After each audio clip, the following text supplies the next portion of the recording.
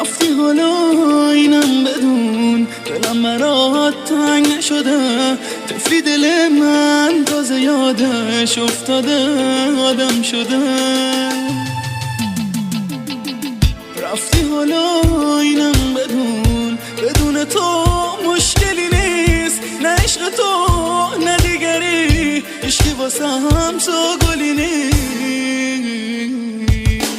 برق روبرو خالی از هر کلمه، معنیش اینه میخواد شکایت کنه، از عشقای دروغی واسه حکایت کنه.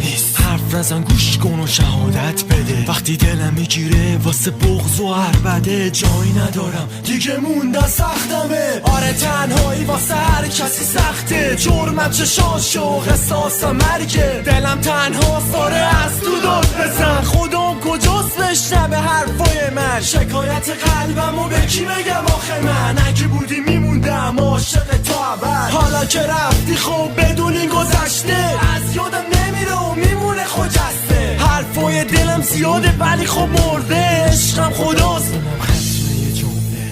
تنها میمونم با خدا، خدای من عشق منه، دیگه کسی رو نمیخوام، دیگه خلاصم از همه. میخوام بمونم با خودم، درد و دلم تو سینمه، نمیتونم عاشق بشم، عاشقی من مردنه.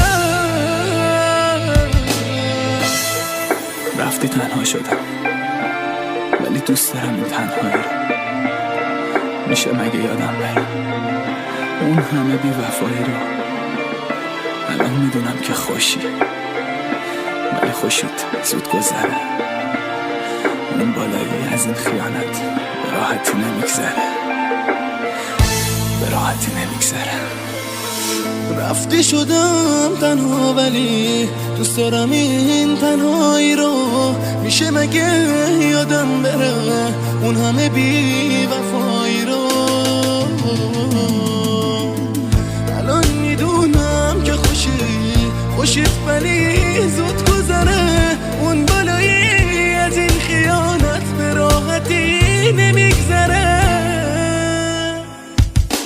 بازی چه بودم توی دستای تو من، خیانت ها روشن شدن پشت سر هم. دل سوختم و آدمایی مثل تو پس زدن، نمیخوام باشی به یادم جز تو هم هستن. کسایی که بزنن دم از عاشقی ولی کدومشون میمونن. تو که عارفی این داد و عربدم واسه کینه گذشته است، از تو شکستم لبه هم برنده است. نزدیکم نیاد کسی میخوام تنها باشم، آره خدامو میخوام ببره استعدادم. از این زندگی شده نابودی سهم من، بی خیال ما شو برات میگذره.